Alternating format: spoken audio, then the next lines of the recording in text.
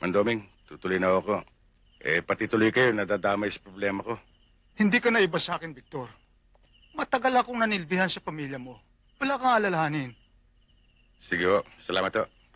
Sinasabi ko na nga ba dito kita matatagpuan eh. Tol, napasyal ka. Nagpigil lamang ako kanina. Dahil maraming tao. Pero ngayon, ibig ko malaman mo na hindi ko mapapalagpas ang pagkamatay ng anak ko. May dapat managot. Hindi pa tayo tapos, Victor. Tandaan mo, sa pangalan lang tayo magkapatid. Maliban doon, wala na. Tol, sandali lang.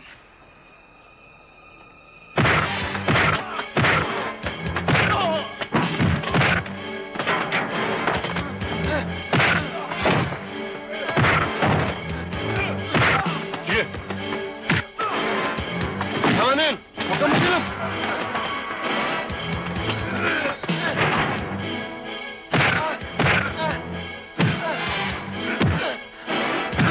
Lakasan mo!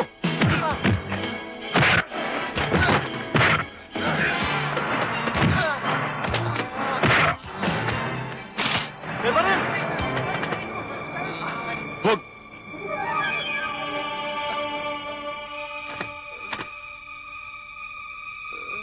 Tandaan mo, Victor. Hindi pa tayo tapos. Jem, binabalaan din kita. Huwag mong gagalawin ang aking pamilya. Niko ko, huwag mong sasalingin. Bubueltahan kita. Victor, para kang nagtampo sa bigas.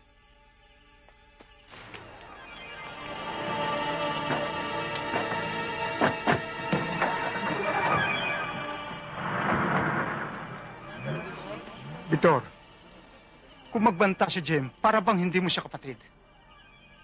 Ingatan mo ugali niyan. May pagkaahas yan. Kung kailangan mo ang kargada, meron akong nalalaman. Hindi na siguro, Mandoming.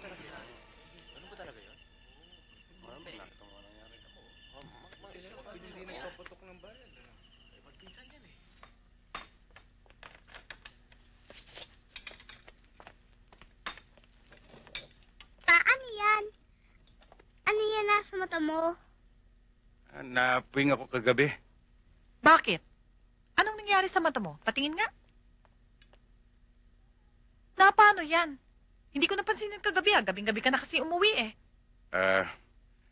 Tsaka ako na paliliwanag. Mag-almusal na tayo. Wala pa si Kuya Jerome. Kuya Jerome, kakain na! Kuya, napuwing ka rin? Oo. Pa!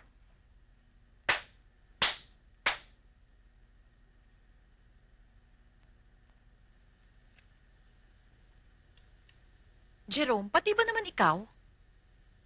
Teka nga, ano ba talagang nangyari kagabi? Maaari ba mami ako na ipaliwanag.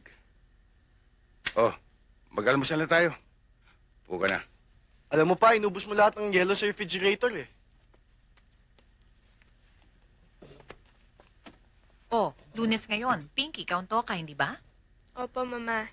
In the name of the Father, the Son, and of the Holy Spirit. Amen. Father, we thank Thee for all the bounty Thou hast given us, and we fervently pray for Your guidance and protection, now and forevermore. Amen.